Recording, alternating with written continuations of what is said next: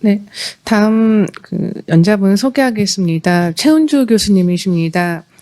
한림대 의과대학을 졸업을 하셨고 한림대 의과대학에서 의학 석사 그리고 서울대 의과대학에서 의학 박사를 하셨으며 현재 분당 서울대병원 마취통증학과 통증센터에서 부교수로 재직 중이십니다. 그래서 통증학회에서 많은 활동을 하시고 좋은 강의 들려주셨는데 네, 또 강의 잘 부탁드리겠습니다.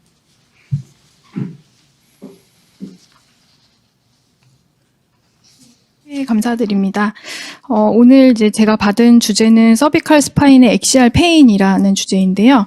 콘텐츠는 이렇게 소주제로 5가지를 주셨습니다. 그래서 소주제를 보시면 아마 제가 받은 느낌은 저희가 흔히 보는 서비컬 디스크, 스테노시스 이런 거 좀 배제하고 엑시알 페인을 외래에서 볼 수 있는 그런 부분을 좀 강의를 요청하신 것 같아서 그런 쪽으로 준비를 해봤습니다. 첫 번째로 이제 서비컬 엑시알 페인의 접근과 감별 진단입니다.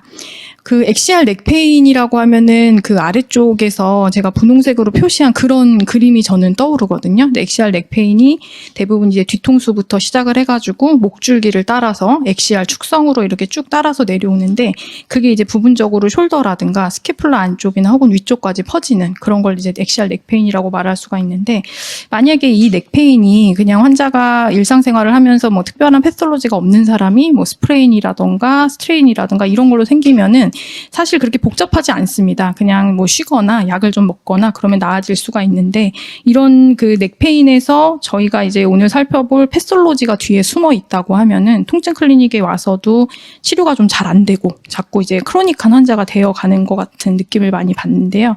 그래서 무엇보다도 오히려 앞에서 저희 이제 장 교수님이 영상들을 많이 보여주셨는데 그런 거에서 오히려 루트가 어딘가에서 눌려서 레디큘로패시가 있는 그런 서비컬 환자가 사실 저는 치료하기가 좀 더 쉬운 것 같고요. 애매모호하게 넓게 엑시알 페인을 호소하는 환자가 사실은 더 치료가 어려운 것 같습니다. 그래서 통증의 위치는 넥과 그 주변의 서라운딩 구조들이 이렇게 로컬라이제이션 되는 특징을 보이고 팔 쪽에 디스펑션, 그러니까 저희가 흔히 말하는 뉴럴로직 데피시스는 없을 때 엑시알 넥 페인을 정의할 수가 있고 이게 이제 만약에 패솔로지가 그 너머에 없다면은 일반 인구에서도 1년 유병률이 20에서 40% 될 정도로 꽤 흔하다고 알 수가 있습니다. 그래서 환자들이 서비컬 쪽에 페인이 있는데 팔이 더 저리고 아프세요? 혹은 목이 더 아프세요라고 이제 물어봤을 때 굉장히 가능한 질환이 많습니다. 만약에 무엇보다도 머슬하고 리가멘트 쪽에 팩터를 저희가 무시할 수는 없을 것이고 만약에 파셋 조인트에 문제가 있다면 엑시알 넥 페인을 더 호소할 확률이 높습니다. 서비컬 허니에이트 디스크가 센트럴하게 있거나 아니면 이제 디스코제닉 페인이 있다고 하면은 엑시알 넥 페인도 있고 레디큘로패시도 있을 수도 있고 없을 수도 있겠죠. 그리고 서비컬 스폰딜로시스나 스파이널 스테노시스도 마찬가지로 넥페인, 레디큘로패시를 모두 다 갖고 있는 질환 중에 하나고 마일로패시 같은 경우는 코드 심텀이 더 저명하기 때문에 환자들이 레디큘로패시가 심해지기보다 그걸 더 넘어서면은 모토 위크니스가 나타나고 디지니스라든가 버티고 이런 것들을 더 호소하는 경우를 많이 봅니다. 서비컬 스파인 수술하고 나서 서전들은 이미 디컴프레션 잘 됐다고 하는데 넥페인 계속 호소하시는 환자들도 있죠. 그리고 오늘 저희가 살펴본 얼라인먼트, 서비컬은 로도시스가 정상인 얼라인인데 카이포시스를 보이는 경우도 흔히 봅니다. 그래서 이런 부분들에 대해서 오늘 소주제를 주신 것 중에 엑시알 페인의 원인이 되는 부분들을 잘 골라서 주셨기 때문에 이런 부분 중에서 먼저 파셋 오리진 페인을 알아보겠습니다. 서비컬 파셋 오리진 페인이라고 하면 어떤 특정 파셋에 병인이 있어서 그게 증상으로 나타난다고 하면은 환자분들이 이런 부위의 목의 통증을 호소할 수가 있습니다. 여기서 보면 파셋별로 OC1, C1, C2, C2,3는 이런 에어리어의 통증을 호소하면 우리가 파셋의 어떤 문제를 감별해 볼 수 있다. 이렇게 그림들, 이런 지도들을 많이 보셨을 거고 대부분의 카데바릭 스터디에서 파셋 쪽에서 이너베이션 하는 것들을 조사를 해가지고 지도를 만들었다고 돼 있고 21년도에 인터내셔널 그룹이 파셋 조인트 치료에 대해서 가이드라인을 낸 게 있는데 여기서도 보면은 이런 식으로 지도를 많이 그려내고 있습니다. 이 지도를 보면은 이제 어떠신가요? 환자분들이 사실은 이 포스테리어 넥에서 오시피탈에서 백으로 흐르는 그런 엑시아를 따라서 통증을 호소하는구나. 더마톰을 보면 그런 게 느껴질 거고 이 파셋의 레벨이 굉장히 오버랩되어 있습니다. 만약에 예를 들어 환자가 3, 4번의 파셋에 문제가 있다. 그러면 요 3, 4번 까맣게 칠해진 부분만 통증을 호소하실 호소하실까요? 그렇지 않고 숄더라든가 스캐플라 안쪽의 롬보이드 레벨까지도 통증을 호소하시는 경우가 많아서 파셋 페인이 로컬라이즈 되기는 하되 저희가 임상적으로 연관성을 좀 반드시 살펴봐야 된다라고 생각을 합니다. 파셋 조인트는 다이아스라이달 조인트죠. 그래서 보면 그 서비칼 스파인의 아랫 레벨의 슈피리어 아티큘라 프로세스와 윗 레벨의 인피리어 아티큘라 프로세스가 이루는 조인트입니다. 그래서 조인트의 앵글은 45도 위쪽에서 아래쪽으로 굉장히 급격한 그 약간 팔을 벌리는 것처럼 이렇게 뒤에서 앞으로 이렇게 조인트가 나가 있는 그런 특징적인 구조를 가지고 이런 넓은 면 때문에 서비칼 조인트가 저희가 플렉션, 익스텐션, 라이트 레프트 로테이션이 가능한 그런 구조를 가지고 있습니다. 이 서비칼 파셋에 이제 그 문제가 생기면은 그 크로닉 넥 페인에서 26에서 70%를 차지할 정도로 프라이머리 소스라고 알려져 있고 특히 이제 뒤쪽에서 볼 휘플래시 인저리 같은 경우는 그 갑작스런 압력에 의해서 그러니까 그 힘에 의해서 이렇게 하이퍼 익스텐전 플렉션 이렇게 일어나기 때문에 그 파셋의 캡슐이 문제가 되면서 넥페인이 생긴다라고 이제 지적을 하고 있습니다. 그래서 C2, 3, 5, 6번이 흔하다고는 하지만 영상의학과적으로는 2, 3, 3, 4, 4, 5 이렇게 생긴다고 해서 흔히 보는 거는 5번, 6번을 사실 이제 임상 현장에서는 많이 보는데 다른 레벨도 가능한 것 같습니다. 그 인터내셔널 가이드라인에서 그러면은 페인풀 파셋 조인트를 어떻게 접근을 할 거냐에 대해서 이렇게 4가지로 제안을 했거든요. 첫 번째로는 ROM을 이제 환자가 왔을 때 만약에 엑시알 페인을 좀 더 레디큘로패시보다 호소를 한다면은 파셋이 아닐까라고 저희가 의심할 때 ROM을 체크를 해봐야 되는데요. 익스텐션 플렉션을 이제 환자를 좀 앉혀놓은 상태에서 하는 게 좋고 레프트, 라이트 사이드 라테럴 플렉션을 시키는데 이 ROM의 거의 끝 부분에서 거의 이제 엔드로 환자가 풀로 할 수 있는 모션의 끝에서 통증이 유발이 되면은 파셋 조인트에 문제가 있을 확률이 좀 높다라고 되어 있고 매뉴얼 스파이널 이그제미네이션 세 번째랑 팔페이션 세그멘탈 텐더니스는 좀 비슷할 수도 있고 다를 수도 있는데요. 매뉴얼 스파이널 이그제미라는 거는 파셋에 이제 압력을 줘서 통증을 유발을 해보는 겁니다. 그랬을 때 이게 통증이 나오면은 파셋 쪽이다라고 할 수 있는데 사실 그 서비칼의 면이 굉장히 좁죠 에어리어가. 그래서 그 파셋을 정확히 이제 우리가 레벨별로 누를 수 있는 거 좀 어려울 것 같고 제 생각에는 그 파셋을 덮고 있는 아주 많은 서비칼 머슬들이 있습니다. 그 머슬과 파셋은 너브를 이너베이션을 쉐어하고 있기 때문에 머슬 쪽을 잘 눌러서 텐더니스가 느껴진다고 하면 파셋 쪽의 문제를 의심해 보는 것 이 4가지를 좀 기억을 해보면 될 것 같습니다. 서비칼 파셋 오리진 페인의 심텀을 정리를 해보면은 옥시풋에서부터 포스테리어 넥, 숄더, 스캐퓰러 안쪽 그 롬보이드 에어리어까지 이어지는 통증이 서비칼 엑시알 페인에 해당이 될 것이고요. ROM의 리미테이션이 있는 경우에 파셋을 좀 더 의심해 볼 수 있고 파라스파이널 머슬의 텐더니스는 이 파셋 조인트와 머슬이 같은 너브를 쉐어하고 있기 때문에 가능하다. 프로보케이션 테스트는 이제 릴라이벌리티는 증명돼 있는데 사실 이거를 실제로 이제 시행하기 좀 어려운 것 같습니다. 진단을 할 때 피지컬 지금 앞서서 보여드린 거를 그 인터내셔널 가이드라인에서는 하이 센서티비를 갖는다고 하고 있고 혹여 그런 걸로 이제 감별이 되지 않는다면은 진단적으로 그 국소막치제를 써서 서비칼 메디알 브랜치 블럭을 하는 것은 스페서피시티가 좀 높다라고 되어 있습니다. 그래서 뭐 저희가 엑스레이를 앞쪽에서 장 교수님이 보여주신 대로 볼 수도 있고 CT, MRI, 본스펙트까지 요즘 활용을 많이 하는데 이 부분이 예를 들어 파셋이 특정 어떤 파셋이 문제가 있어요. 그럼 저희가 거기다 인터벤션을 해요. 그랬을 때 예후가 좋아지는 그런 팩터를 영상에서는 알 수가 없다는 거죠. 실제로 해봐야지 알 수 있다. 그래서 영상과 어떤 시술의 그 예후 같은 경우는 연관이 안 된다라고 이렇게 결론을 내고 있습니다. 제가 이제 케이스를 보여드리면서 이제 어세스랑 뭐 치료 이런 걸 말씀을 드리려고 하는데요. 70세 남자 환자고 환자가 레프트 숄더랑 어퍼 암까지 그 넥페인도 호소를 했지만은 이렇게 어퍼 암까지 통증이 있었거든요. 그래서 사실은 손끝까지 가는 것만 사실 레디큘로 패시는 아니고 어퍼암이나 엘보우까지 가도 레디큘로 패시는 맞는데 환자분은 특징적으로 숄더 이하의 통증을 잘 호소하지 않는 그런 특징을 보이셨고 외부에서 TPI 등의 시술을 받고 오셨습니다. 그래서 피지컬에서 특별한 건 없었는데 파셋의 텐더니스가 매우 저명했던 것도 아닙니다. 저희가 실제로 그냥 트리거 포인트 있는 정도의 텐더니스였는데 레프트로 로테이션을 할 때 페인이 유발되는 그런 양상을 좀 보이셨습니다. 그래서 MRI를 보면은 3, 4번에서 이제 그 엑시아를 보시면 레프트 사이드에 파셋이 좀 하이퍼트로피 되어 있는 것을 볼 수가 있었고 4번, 5번 쪽에서 보면 포라미널 스테노시스가 있는 게 좀 보였습니다.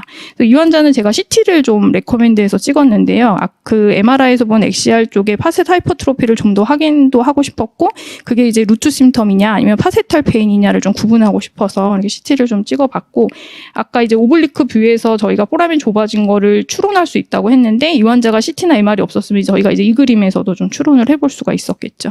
그래서 3, 4번 더마톰을 아까 살펴본 걸 보시면은 요 4개에서부터 환자가 숄더 윗부분까지 호소하는 이 부분하고 일부 일치합니다. 사실은 5번, 6번에 요런 더마톰까지도 환자분이 통증 호소를 하신 건 맞는데, 이 3, 4번 파셋이 외부에서 블럭을 해도 해결이 안 되는 원인이라고 저는 생각을 해서 이 3, 4번 파셋 쪽으로 이제 블럭을 하기로 했습니다.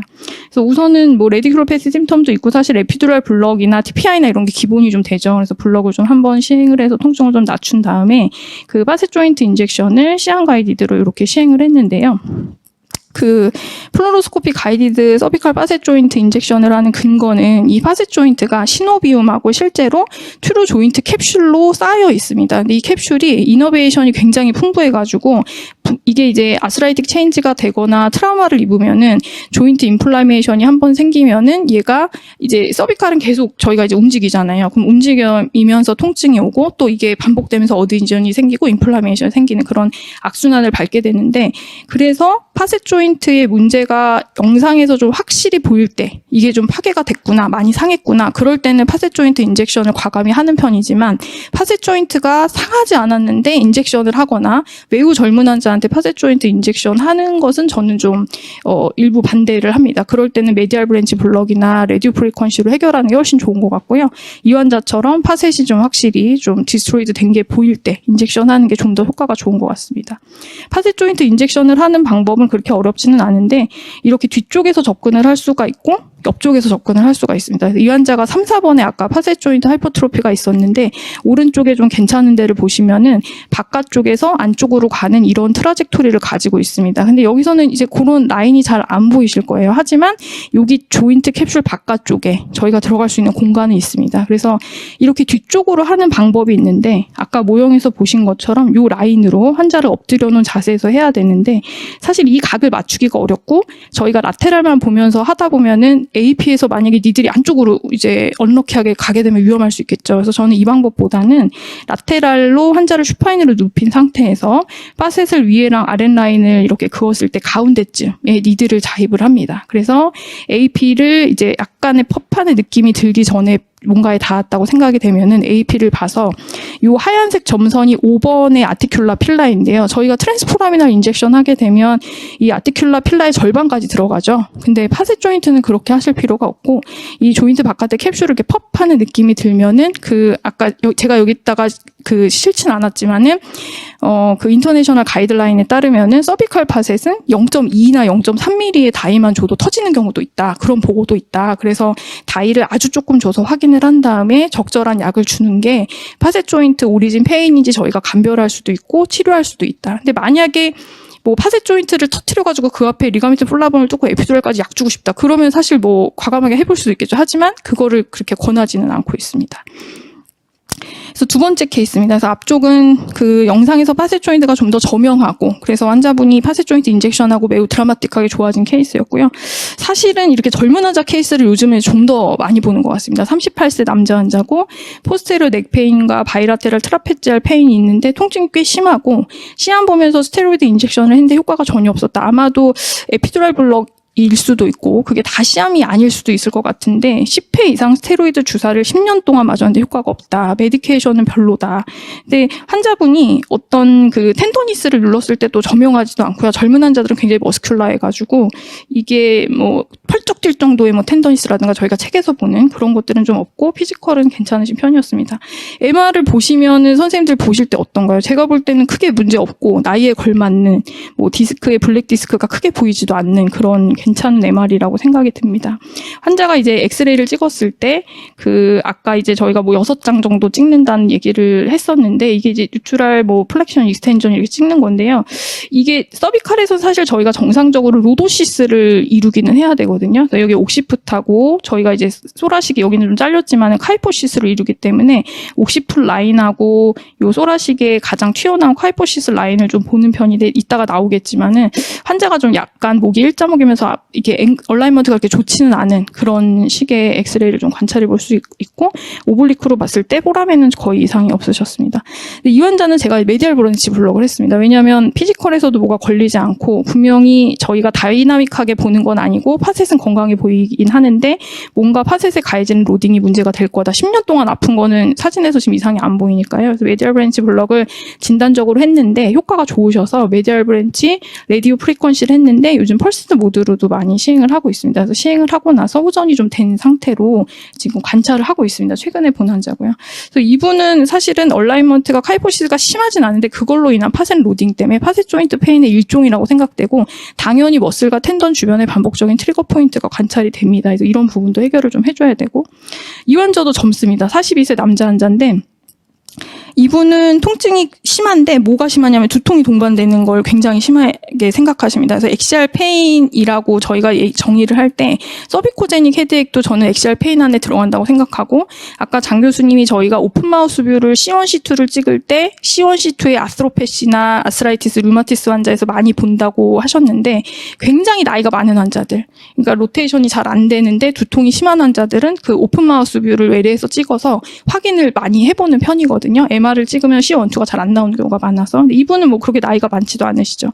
근데 후방추돌 교통사고를 매우 경미하게 당했는데 사실 그전에도 이런 통증은 있었다. 근데 사고 이후에 더 심해진 거지도 모르겠다. 이렇게 말씀을 하셨고 환자분이 뉴럴로직 데피시스는 없었는데 확실히 그 파셋을 따라서 있는 텐더니스는 굉장히 심하신 편이었습니다. 근데 뭐 엑스레이는 앞서서 보신 젊은 환자에 비해서 그렇게 나쁘지는 않아 보입니다. 그리고 MR을 보면은 MR이 퀄리티가 좀 떨어지긴 하지만은 블랙 디스크가 좀 보이긴 하지만 전반적으로 커널도 넓고 문제는 없으십니다. 그래서 이분도 이제 휴플래시 인저리 내지는 파셋 조인트를 의심을 해서 메디얼 브랜치, MBRF하고 두통 해결을 위해서 GOMB나 C2 블록 펄스드 RF까지 쭉 시행을 했습니다. 그래서 환자분한테 설명드리기를 휴플래시 인저리가 결정적이진 않을 텐데 서비코제닉 헤드액을 유발한 원인이 될 수가 있고 이건 지속 치료를 하면 좀 호전이 될 수 있다 이렇게 설명을 드렸습니다. 휘플래시 인저리는 그 하이퍼 익스텐션, 하이퍼 플렉션이 어떤 임팩트에 의해서 생기는 거를 말을 하는데요. 이게 휘플래시 인저리가 사실 순간적인 충격에 의해서 이렇게 다닥하면서 생기는 거라고 되어 있는데 만약에 플렉션을 환자가 자주 반복을 한다면 이런 휘플래시 인저리와 유사한 증상이 나타날 수 있다고 하거든요. 사실 저희가 모바일 폰 같은 거 많이 보면서 이런 이제 로딩이 목에 많이 가해지는 그런 시대를 살고 있는데 요런 게 스포츠 인저리에서도 가능하다라고 되어 있습니다. 근데 이 휘플래시 어소시에이드 디소더라고 해서 WAD라고 어떤 저희가 뭐 파이브로마이알자 신드롬 정의하듯이 이런 증상의 총합을 휘플래시 인저리로 말을 합니다. 넥 페인, 스티프니스, 엑시알 페인이 있고 숄더 페인, 환자들이 디지니스, 뭐 귀에서 소리가 난다, 라디에이팅 페인, 이리터빌리티 등등의 문제를 총합을 말해서 WAD라고 정의를 하고요. WAD가 결국 그때 당한 외상에 의해서 파셋 조인트에서 온다라는 게 한 50% 정도의 환자가 설명이 된다라고 하고 특징적으로 88%가 두통을 같이 갖고 있다고 합니다. 특히 2, 3번의 파셋의 인저리를 받으면 더 가능하다고 되어 있고 WAD의 예후는 처음에 발견됐을 때 이제 증상이 그레이드 1에서부터 4까지 나누는데 그레이드가 낮을수록 예후가 좋다고 되어 있습니다.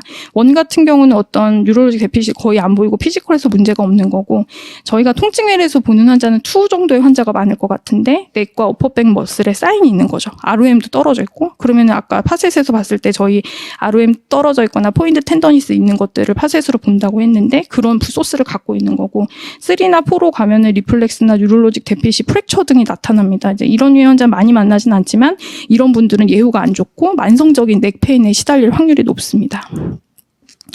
그래서 이 WAD에 대해서는 뭐 다른 정형외과, 재활학과, 신경외과에서도 굉장히 관심이 많습니다. 논문들이 많이 나와 있는데 운동시키는 게 좋냐? 왜냐하면 영상에서 특별히 파셋이 만약에 망가져 있지 않으면 특별한 게 없으니까요. 아니면 멀티모달 인터벤션과 운동을 시키는 게 좋냐? 아니면 이제 사고 나거나 외상 받으면 저희 이렇게 목 고정대 채우잖아요. 한 달 정도. 그러지 않고 모빌라이제이션이 괜찮냐? 텐스, 뭐 카이로프락틱에 대해서 그 리뷰를 보면은 운동 자체만으로는 좋아지지 않더라. 인터벤션이나 운동이나 할 수 수 있는 걸 좀 해야지 컴플리팅 리절트긴 하지만 이런 연구들이 좀 더 페이버하고 굳이 임모빌라이제이션을 시키지 말고 차라리 모빌라이제이션을 시켜서 적응하는 게 낫다라는 그런 논문들이 있고요.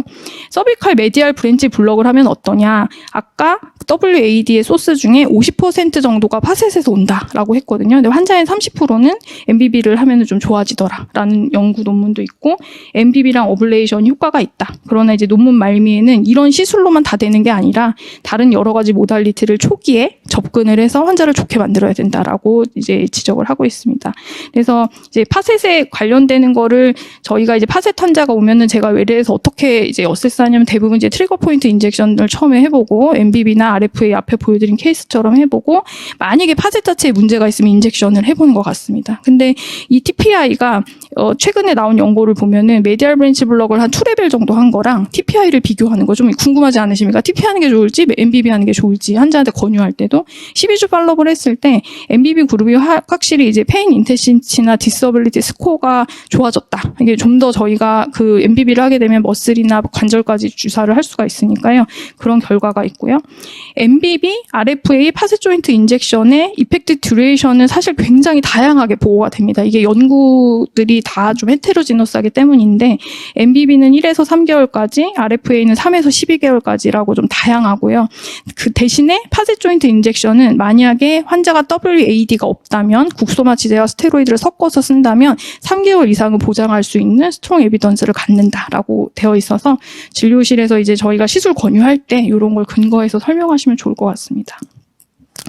다음은 이제 머슬하고 리가멘트 오리진의 페인인데요. 사실 이제 앞서서 계속 반복적으로 말씀을 드려서 이건 간단하게 넘어갈 텐데 저희가 서비칼에서 굉장히 많은 머슬이 있죠. 근데 그 머슬이 어떤 인대 이제 오리진에서 인대로 시작해서 머슬로 해서 인대로 끝납니다. 그러면은 그 인대가 붙는 부분에 다 문제가 생길 수가 있는데 저희 몸에서 이제 인대에 문제가 생기는 걸 저희가 엔세소패시라고 정의를 하는데 그러니까 그 서비칼의 머슬이 굉장히 많으니까 엔세소패시가 생길 수 있는 포션이 많은 거죠. 그리고 머슬 오리진 페인에서 어퍼 트라페지우스 미드 로어로 나눴을 때 트라페지우스 머슬만 해도 헤드액 라이크한 양상이라든가 엑시알 렉 페인이나 숄더 페인 아니면 이제 엑시알을 따라서 쭉 흐르는 롬보이드나 스케플러 안쪽에 페인이 다 가능한 거라서 파셋 조인트 WAD 이런 거 보는 거 다 좋습니다. 그러나 환자를 반드시 그 머슬 텐더니스를 눌러봐야 된다는 거가 전 중요한 것 같고요.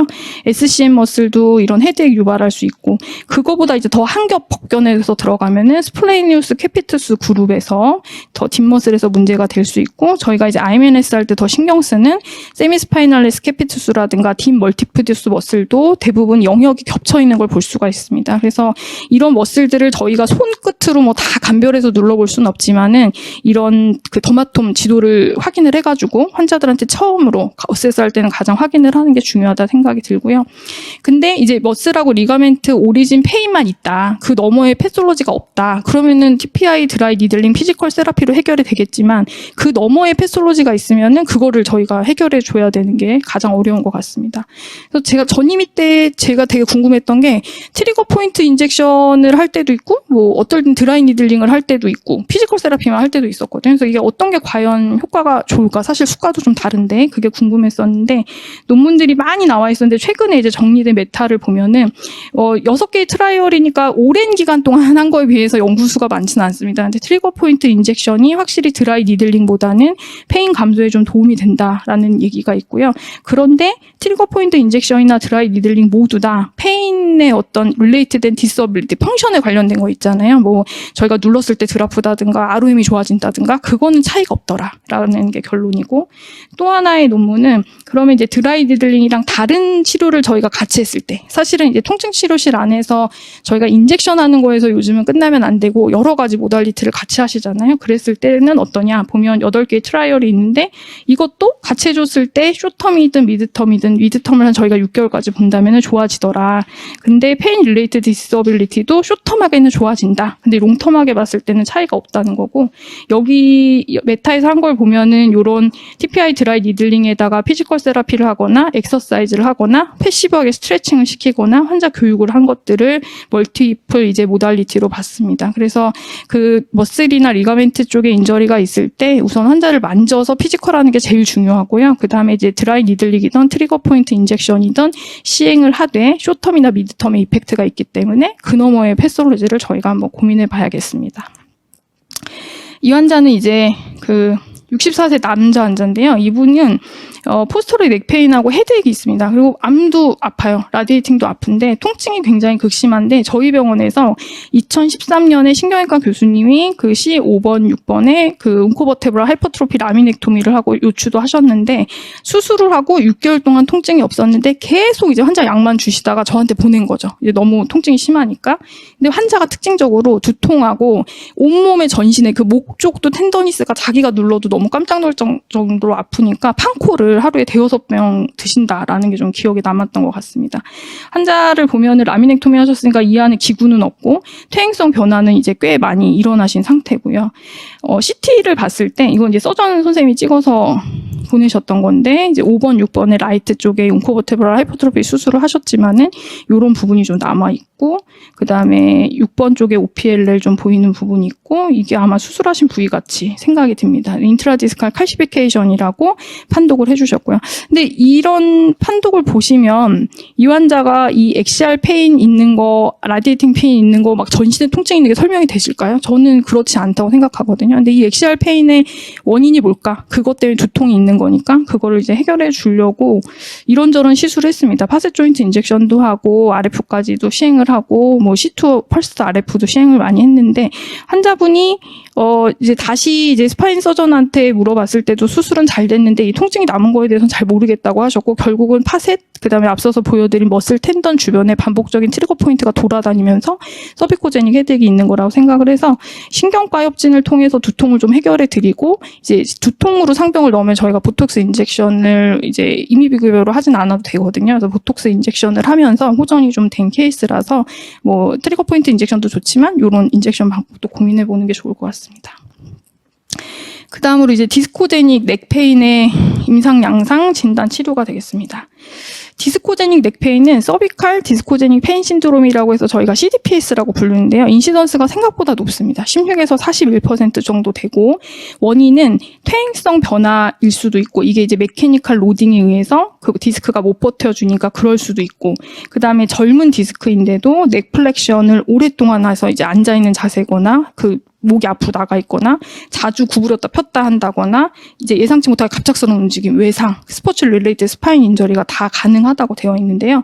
증상은 파셋하고 어떻게 보면 유사하기도 하고 조금 다르기도 합니다. 파셋하고 유사한 거는 로컬라이즈드 되는 게 저는 유사한 것 같고 시팅이나 플렉션이나 이제 그 헤드가 앞쪽으로 나가는 포지션에서 악화되는 거 파셋에서는 이럴 수도 있고 아닐 수도 있는 것 같고 밴딩하면 아파지는 거 이게 좀 특징적이지 않을까. 그리고 환자가 이제 들어 누우면 괜찮아지는 거 아침이나 주무실 때 수면 시에 아파서 뒤척거리면서 깨는 거 이런 게 이제 디스코제닉 페인인데 그래도 진단을 할 때 여러 진단이 있는데 서비칼 프로보케이션 디스코그라피를 해보라는 게 이제 문헌에서 말을 한 거긴 하거든요. 근데 요 이제 진단에서 보면은 뭐 스퍼링, 리미테, 숄더 에비덕션, 릴리프, 암 스퀴징은 이제 환자 앉혀놓고 트라이셉스 쫙 눌러가지고 한 3초 이상 눌렀을 때 아파하면은 어깨 쪽 통증이 서비칼에서 오는 거다 이렇게 감별하는 테스트인데요. 이런 것들을 추천을 하지만 피지컬로 보든 영상으로 봤을 때 정상일 수 있다는 거죠. 서비코제닉 그 디스코제닉 페인 신드롬의 어려운 점은 피지컬 영상이 다 정상일 수 있다. 그게 가장 어려운 것 같고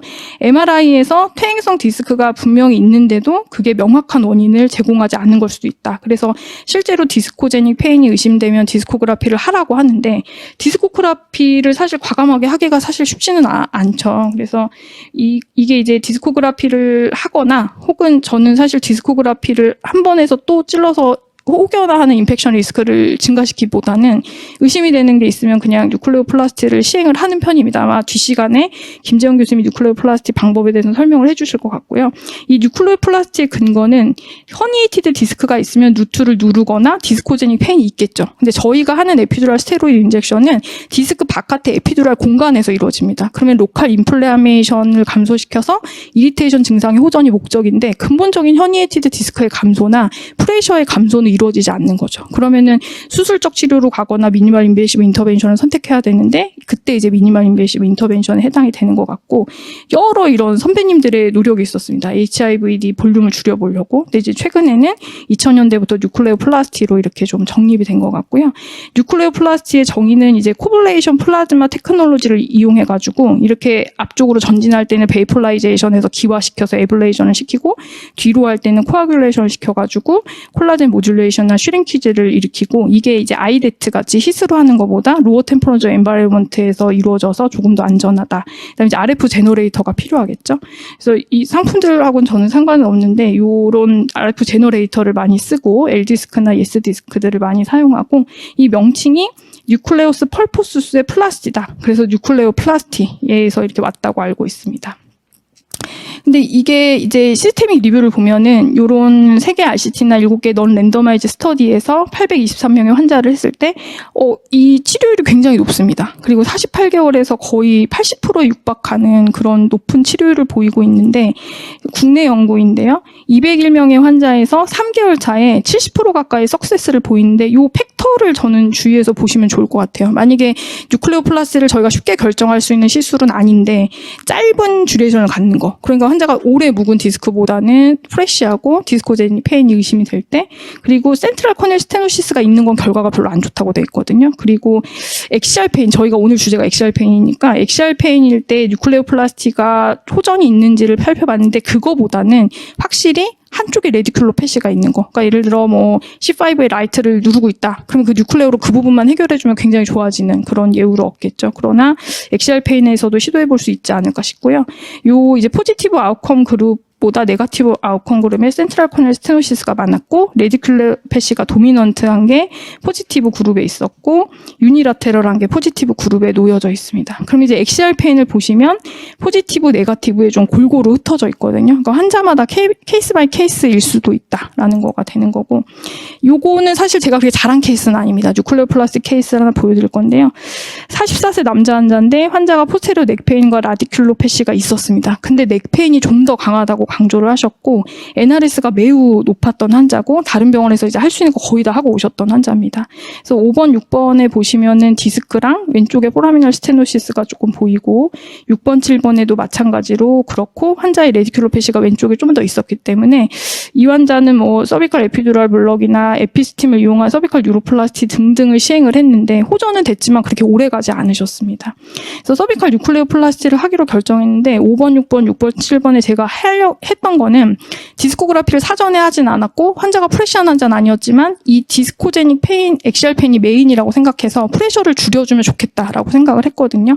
그래서 시행을 했는데 하고 나서 50% 정도 호전이 꽤 되셨어요. 꽤 만족을 해서 한 6개월 정도 지냈는데 이게 바로 그닥 좋아지지 않았습니다. 다시 재발을 해서 그 NS 파트에 원래 제가 의뢰를 받았던 환자이기 때문에 다시 의뢰를 했더니 뭐 그 정도 뉴클레오까지 했으면 할 만큼 했다. ACDF 하자 해서 하셨거든요.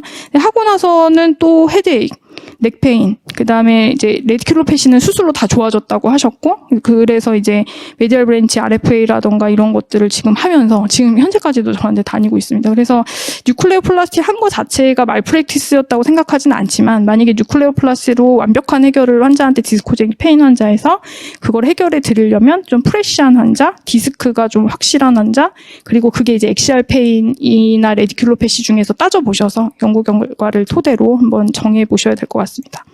근데 그 또 궁금했던 거는 그래서 엑시알 넥페인이 있어요. 그리고 디스코제닉 페인이 있어요. 저희가 아무리 치료해도 해결이 안 돼요. 그런 사람들 수술하면 좋아질까? 이제 신경외과에서 나온 논문입니다. 이게 퓨전을 한 건데요. 100개의 스터디에서, 그러니까 요걸 보면은 암페인이 수술 전에 팔 저린 게 도미넌트한 사람, 넥페인이 도미넌트한 사람으로 그룹을 나눈 겁니다. 근데 여기서 점수를 굉장히 후하게 줬어요. 30%만 좋아져도 좋아진 걸로 봤는데 100개의 스터디 중에 5개의 스터디를 골라냈으니까 연구가 그렇게 하이 퀄리티는 아니었던 것 같고 전체 5,000명 이상의 환자에서 암페인이 도미넌트 했던 환자가 오히려 43.6%, 넥페인이 도미넌트 했던 환자가 퓨전을 했더니 오히려 더 많이 좋아졌다. 그래프에서도 보시면 암페인보다는 넥페인이 더 좋아진 걸 볼 수가 있거든요. 그래서 저자들이 디스커션에서 얘기하기로는 이게 퓨전을 하면은 디스크 로딩이 줄어드니까 그런 로딩이 줄어들어서 넥페인이 좀 더 좋아진 것처럼 환자들이 느끼는 거고, 레디큘로패시는 눌려졌을 때 신경 손상이 오면은 수술로 펴봤자 좋아지지 않으니까 암페인이 더 이제 그럴 수도 있다, 이렇게 추론을 하고 있는데, 또 다른 논문을 보시면 이런 외래에서 아티피셜 디스크를 하고 와서 수술하고 아프다고 하는 환자들을 꽤 봅니다. 그러니까 이 아티피셜 디스크의 원리도 디스코제닉 페인이 있으니까 인공 디스크 새 거로 갈아주자, 이런 개념이죠. 근데 제가 물론 저한테 나쁜 분만 오니까 아티피셜 디스크하고 좋은 분들을 많이 만나보진 못했는데, 여기서는 이제 13명이 페일을 해서 리비전을 했는데 그걸 이제 분석을 해본 거죠. 그래서 수술 후에 넥페인이 그대로 남고 레디큘로패시도 있고 마일로패시까지 있는 사람들을 했는데, 저자들이 결국은 지적하기로는 이게 인디케이션이 중요하다. 매우 스트릭트한 서지컬 인디케이션을 적용해야지 아티피셜 디스크가 성공할 수 있다라고 이제 얘기를 하고 있습니다. 그래서 디스코제닉 페인이 저희한테만 어려운 게 아니구나, 서전한테도 어렵다라는 걸 느끼고 그런 이제 논문 리뷰였습니다. 그리고 마지막으로 이제 서비컬 스파인 얼라인먼트인데요. 환자들이 이제 많이 물어봅니다. 제가 일자목인가요? 거북목인가요? 이렇게 물어보는데, 일자목과 거북목의 정의는 이렇습니다. 저희가 서비칼은 이런 로도시스 커브를 이루는 게 맞는데, 그 소라식은 카이포시스를 자연적으로 이루고 있죠. 근데 이 로도시스가 무너진 건데, 트라벨의 정의를 보면은 이 오시피탈 뒤쪽에 가장 이 정점이 되는 곳과 그 소라식 카이포시스 정점이 되는 곳을 이은 선에서 요 목이 6cm를 기준으로 해서 요게 무너져 있으면, 그게 이제 더 적으면은 로도시스가 로스돼서 일자목인 거고, 더 늘어나 있으면 이제 거북목으로 웅크린 자세라고 얘기를 하거든요. 그래서 이 라인을 좀 보거나 아니면은 이제 엑스레이에서, C스파인 엑스레이에서 저 50풋하고 그 카이포시스가 다 안 보일 수도 있거든요. 그러면은 진료실에서 이제 환자분을 벽에 기대게 해가지고 일자목이나 거북목을 좀 보는 경우도 있습니다. 그걸 환자분들이 호소하시거나 제가 볼 때도 자세가 좀 안 좋아 보이면. 그래서 일자목, 거북목이 다른 질환이 아니라 이렇게 카이포시스가 아니라 로도시스를 잘 유지하고 있는데, 로도시스가 무너지면서 일자목이 되고 거북목이 되는 이제 그런 증상들을 보이는 거고, 이게 결국은 그 어퍼 서비컬 머슬의 그룹은 타이트니스가 일어나고 옥시피탈 리전에 이렇게 쭉 늘어나는 스트레칭을 일으킵니다. 그래서 경추부, 저작 부위, 상구 경박 부위의 근막통 유발점에 강력한 유발 인자가 될 수가 있고, 자세 변화가 있으면 악화가 가능하죠. 그래서 이걸 이제 논문화한 거를 보면은 요 가장 오른쪽에 보이시는 게 정상적인 로도디 커브입니다. 그러면 C2 로어 엔드 플레이트에서 C7 어퍼 엔드 플레이트를 이렇게 이은 선에서 각각의 서비칼의 바디의 점이 이 선 앞쪽에 있으면 로도시스가 정상인 커브인데, 가장 왼쪽에 보이시는 커브처럼 하이포티카이즈면 이 점이 다 뒤로 물러난다는 거죠. 이거는 C스파인에서 저희가 라테랄만 잘 찍혀 있으면 사실은 쉽게 체크를 좀 해볼 수가 있을 것 같고요. 또 뭐 C7 슬로프라고 해서 좀 더 복잡하게 본 것도 있습니다. 뭐 태생적으로 남자가 각도가 높고 이게 카이포틱해지면 이 각도가 적어진다라고 이제 이런 논문들이 최근에 굉장히 많이 나오고 있습니다. 그러니까 얼라인먼트에 관심이 많아지는 거고, 어퍼 크로스드 신드롬이라는 거는 결국 거북목을 이렇게 좀 의학용어로 말한 건데, 이렇게 앞쪽으로 기울어지면서 어퍼 트라페지우스나 리베이터 스카퓰라의 팩토랄리스는 타이트니스가 와서 환자가 이렇게 등을 제대로 높이는 거고, 딥넥 플렉서라든가 로어 트라페지우스는 위크니스가 오는 거죠. 이렇게 프로퍼 포지션을 갖추어야 되는데 그러지 못한 것을 어퍼 크로스드 신드롬, 거북목이다라고 부를 수가 있는 거고, 어퍼 크로스드 신드롬의 논문이 재밌게도 펀메드에 검색을 해보면 2000년대 이후로 거의 폭증을 했습니다. 그전에는 거의 뭐 20개 미만으로 나오다가 폭증을 했는데, 그게 이제 저는 모바일 폰의 개발과 이제 유사하다고 생각이 들고요. 대부분 이거를 저희 과에서 관심을 가져서 인젝션이나 인터벤션으로 접근한 논문은 별로 없고, 현재까지 이제 재활학과 쪽에서 나온 운동 논문이 많은데, 요게 이제 최근에 나온 논문 중에서 운동을 권하는 거거든요. 환자분들이 운동을 물어보는 경우가 많고, 사실 진료실에서 운동을 저희가 교육할 시간까지는 없는데, 이걸 보면 8, 90번이라든가 ABC 그림을 보시면은 뒤에 스캐플라, 로어 스캐플라의 근육을 좀 스트렝스닝하는 운동이라고 보여지거든요. 그래서 이 부분은 조금 더 공부해가지고 저희가 이제 외래 자체에서 매뉴얼을 만들어 보면 재밌을 것 같습니다. 그래서 정리를 해보면은 그 엑시알 페인은 서비컬 머슬 리가멘트 오리진에서 오는 건데, 파색과 무관하지 않고 저희가 흔히 보는 HIVD 스테노시스와도 연결해서 엑시알 페인의 소스가 분명히 있는 것 같고, 오늘 공부해본 휘플래시 인절이나 서비코제닉 버테블러 얼라이먼트 좀 어세스하기 어려운 부분들도 결국 겹쳐 있는 것 같습니다. 이것이 헤드액도 유발을 할 수가 있고요. 결국 저희가 여러 가지 인터벤션하고 모달리티를 통해서 프레셔를 낮추고 케미컬 이리테이션을 줄여주는 게 엑시알 페인을 좀 더 환자들에게 줄여줄 수 있는 그런 방법이 될 거라 생각합니다. 제 강의는 여기까지 하겠습니다.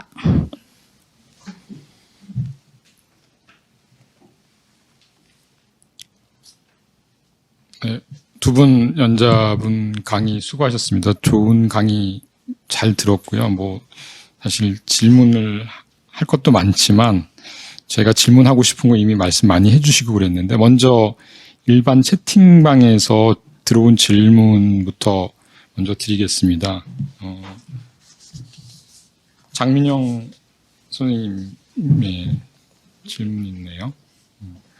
이거는 사실 선생님한테 네, 드려야 제가 되는 게 첫 번째- 아닌 것 같은데 심평의학인데 제가 읽어드리겠습니다. C스파인 엑스레이 처방 시에 6매 이후에 오픈 마우스 뷰를 찍었는데 삭감을 한다고 하네요. 어떻게 하면 삭감 안 당하는지를 물어보셨는데. 저의 분야가 아니어가지고 이거는 제가 말씀을 드리기가 어려운데 혹시 내시는 분들이 아시는지 모르겠습니다. 조금 모르겠는데요. 근데 저기 아까 강의에서도 말씀하셨지만 뭐 6장 스파인 찍고 뭐 의심이 되거나 그러면은 혹은 연세가 많거나 그러면 사실 오픈 마우스 뷰도 찍어서 오돈토이드 프로세스나 이런 거 확인하고 그래야 되는 게 맞겠죠? 네, 맞습니다. 근데 네.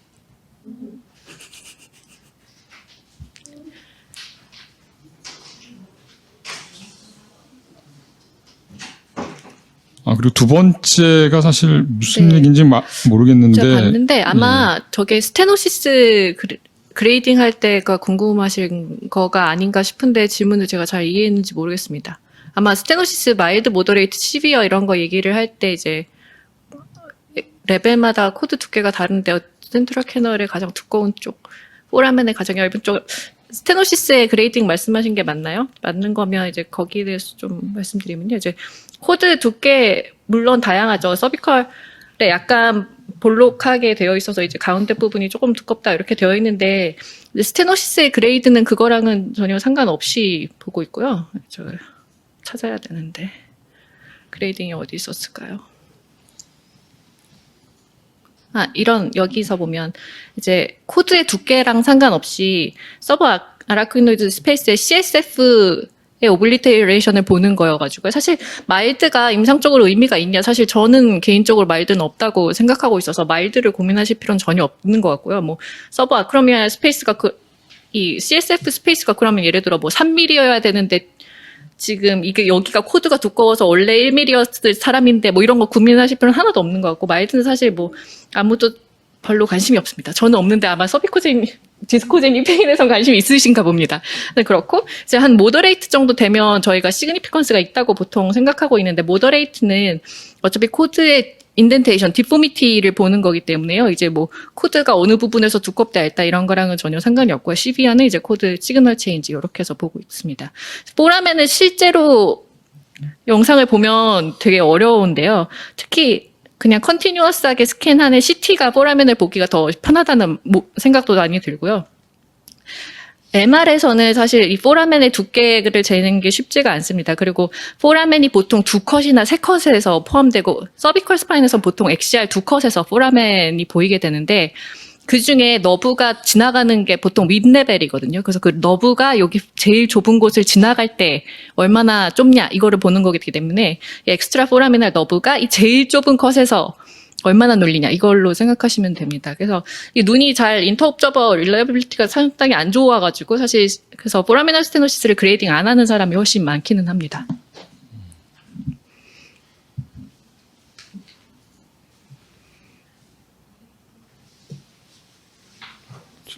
네, 최은주 교수님께 질문 드리기 워낙 광범위한 내용을 정말 잘 말씀해 주셔가지고 많은 도움이 됐습니다. 근데 저도 좀 궁금한 게 있는데요.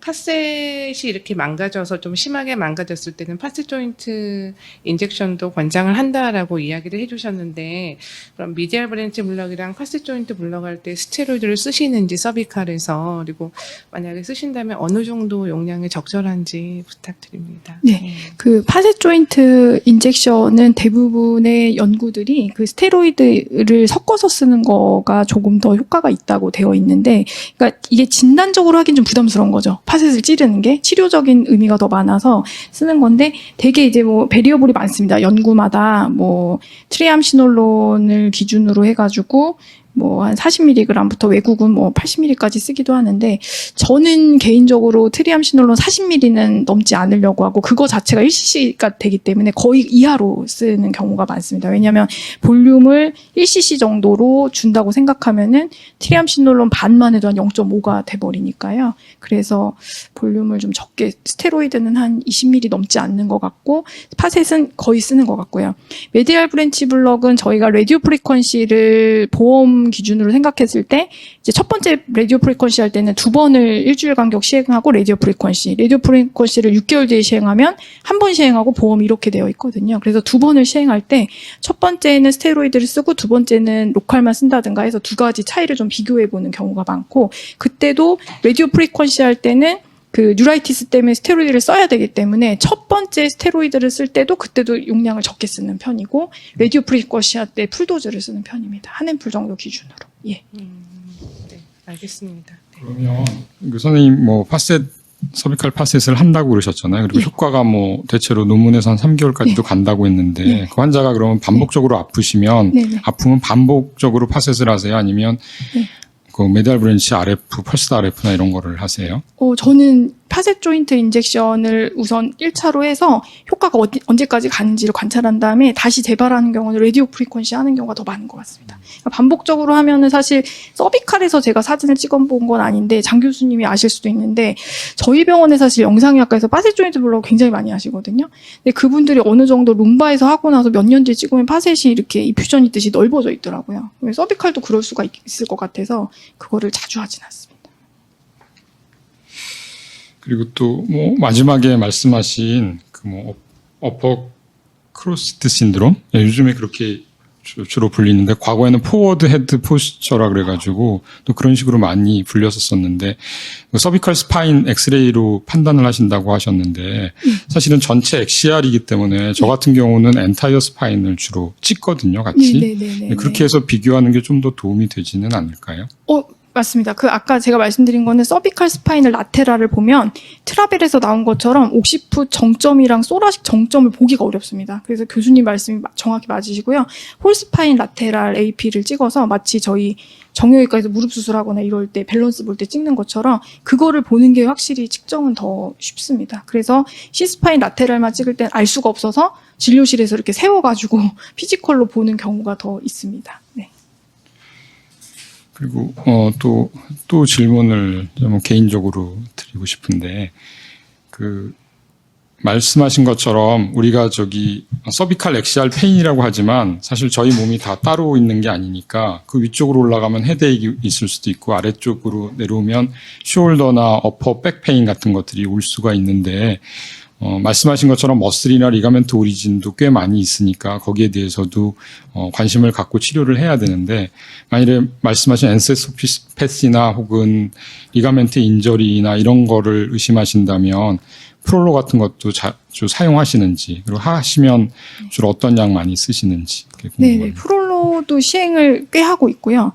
프롤로 하면은 저는 그냥 클래식하게 이제 환자 좀 페인이 있어도 DW를 많이 쓰고는 있는데, 사실 요즘에 뭐 여러 가지 재생의학이 핫 이슈고 그런 제재들이 많이 나와 있거든요. 그래서 그런 거에 좀 체계적인 연구가 좀 돼서 오프라벨이 아닌 식으로 쓸 수 있어야 되지 않을까라는 개인적인 생각은 하고 있습니다. 프롤로도 많이 하고 있습니다.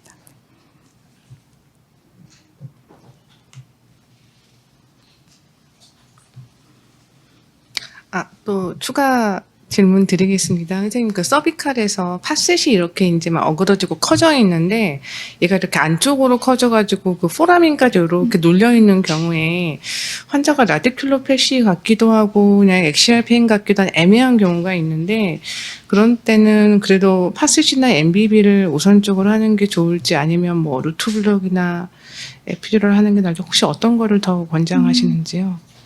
그게 이제 환자 그 클리니컬 코릴레이션이라고 저희가 이제 얘기하는 부분이 환자가 파셋 교수님 말씀하신 것처럼 파셋이 하이퍼트로피 돼 있으면 포라미널 스테노시스는 거의 따라오거든요. 그럴 때 레디큘로패시가 좀 더 메인이라고 하시면 이제 에피듀랄이나 초음파 루트블럭을 하거나 뭐 과감하게 트랜스포라미나를 하거나 그런 경우도 있고 엑시알 페인이 좀 더 메인이면은 파셋 소스가 있다고 생각하고 이제 파셋 쪽을 먼저 하는 경우도 있는데 결국은 이제 전후지 사실 다 하게 되는 경향이 있는 것 같고요. 그것 때문에 이제 뉴로플라스틱까지 가는 경우도 많은 것 같습니다. 네.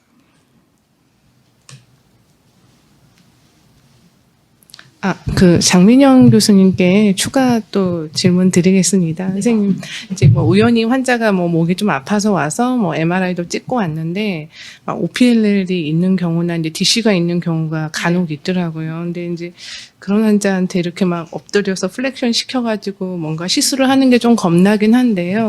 혹시 뭐 조심해야 될 거나 좀 이제 그런 것들이 DC 있을까요? 네, DC가 오히려 이 모션의 제한이 별로 없다. 생각보다 붙어 있어 보이는 거에 비해서 이 플렉션 익스텐션 했을 때 제한이 없다고 생각하고 있고요. 사실 그런 거에서 조심해야 되는 사람은 이제 앵킬로징 스폰딜라이티스가 훨씬 그런 면에서 스티프 스파인이어서 조심해야 된다고 되어 있습니다. 그래서 DC가 생각보다 ALL이 다 이렇게 벌크가 오시피케이션이 엄청 커서 이게 스티프해 보이지만 사실 DC가 생각보다 뭐 그렇지 않고요. 그래서 그냥 코드 센트럴 캐널 스테노시스에 대한 걱정 정도로 하시면 되지. 그게 뭐 스티프한 이 스파인을 건드려서 약간 안 좋아진다 뭐 이런 쪽으로는 사실 DC는 별로 상관이 없고. OPLL은 어떻습니까?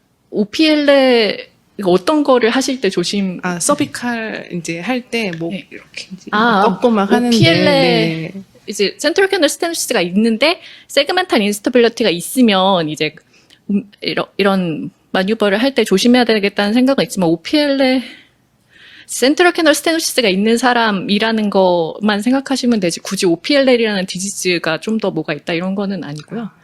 네, 그래서 차라리 앵킬로징 스폰딜라이티스 같은 스티프 스파인이 오히려 뭘 조금만 해도 금방 부러지면 바로 수술 가셔야 되는 상황이 되기 때문에 오히려 AS 같은 게 저는 더 좀 주의를 해야 된다고 생각하고 DC나 OPLL은 그냥 센트럴 캐널 스테노시스가 있는 환자에서 내가 눌렀을 때 조금 더 좁아져서 코드가 어떻게 되지 않나 뭐 이런 정도의 생각이지 그게 막 이 스파인 자체가 특별한 스파인은 아니다 뭐 이런 느낌이 있습니다.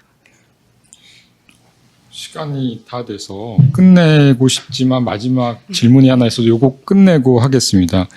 그 RF MBB를 했을 경우에 파라스파이널 머슬의 위크니스를 초래할 가능성이 없는지, 그리고 이게 오히려 엑시알 서비칼 페인을 더 유발하거나 파센 조인트 엑시알 로딩을 증가시키지는 않을지 경험이 있으시면 좀 말씀을 해주셨으면 감사하겠습니다. 네네.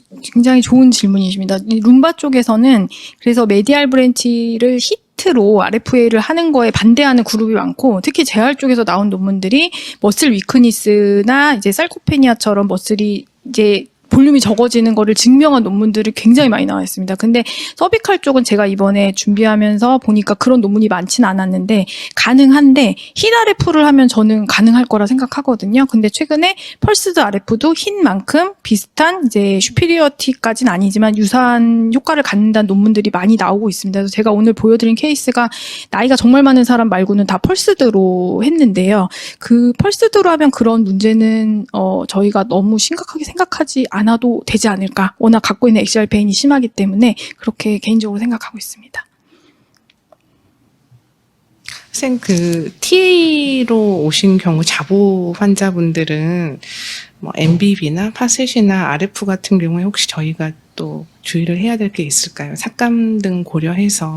그렇죠. 아무래도 뭐 MBB가 굉장히 마음에 든다, 좋다 하는데 MBB를 여러 번 반복하게 되면 삭감되는 경우가 있어서 메디알 브랜치 블럭 RF 그 보험 기준에 맞춰서 한 다음에 그 다음에는 좀 더 보수적으로 이제 지켜보는 편입니다. 환자 증상이 이제 나빠지면 좀 더 이제 곤란해지겠지만, 이제 그렇게 해도 안 좋아졌을 때, 저희가 넥스트를 생각했을 때는 좀 다른 뭐 뉴로플라스나 이런 걸로 돌려가는 경우가 더 많은 것 같습니다. 그걸 계속 반복하면 결국 삭감이 되더라고요. 미디얼 브랜치는. 네. 시간이 좀 질문할 시간이 더 있다고 하니까 혹시 방송 중인 분들 중에서 질문이 있으시면 더 하셔도 될 것 같고요. 질문하실 동안에 제가 또 하나 궁금한 게, 선생님 그 보톡스를 헤데익으로 이렇게 코드를 잡으면 할 수 있다 그랬는데 그게 네네. 마이그레인 아닌가요? 네, 맞습니다. 마이그레인. 근데 환자를 그냥 마이그레인으로 이 신경과에서 진단이 돼가지고요. 아, 진단된 그분은 환자만요? 신경과랑 협진을 해서 그 마이그레인에 저희 뭐 수마트란이라든가 등등 약을 썼고, 신경과 교수님이 이제 보톡스 인젝션 하면 또 좋아질 것 같은데 본인은 하지 않으시니까 또 부탁을 하셔가지고 그런 부분도 있었고요. 그러지 않고는 사실 오프라벨이라서 저희가 할 때 아마 삭감이 되거나 임의 비급여가 될 수도 있기는 한 리스크가 좀 있기는 있을 것 같습니다. 그러니까 예. 머슬 오리진이거나 텐션 타입 헤데익 이런 건 안 된다는 거죠. 그러니까 마이그레인으로 네네. 신경과에서 진단을 해줘야 그걸 저희가 해줘야 된다기보다 저는 사실 협진을 받은 환자들 위주로만 사실은 대학에 있다 보니까 했고요. 이제 저희가 진단할 수 있지 않습니까? 서비코제닉 헤데익도 두통의 종류의 하나니까 그렇게 몇 번 해봤는데 삭감을 당한 이후로는 이제 하지는 않고, 그런 환자들한테는 하지는 않고 있는데요. 좀 방법을 찾아보고 있습니다. 심사팀하고 효과가 좋기 때문에. 그러니까 저희가 마이그레인으로 진단을 하고 네네. 약을 조금 써보고 안 예, 되면 그다음에 그러면 가능하지 않을까 하지 않을까 싶습니다. 하는 생각이 있어서. 예, 그렇게 하면 가능하지 않을까 싶습니다. 효과가 많이 좋은 편이라서요. 네.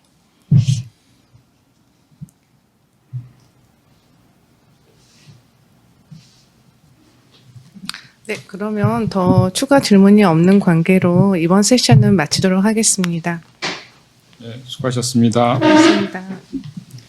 예, 이상으로 첫 번째 세션을 마치겠습니다.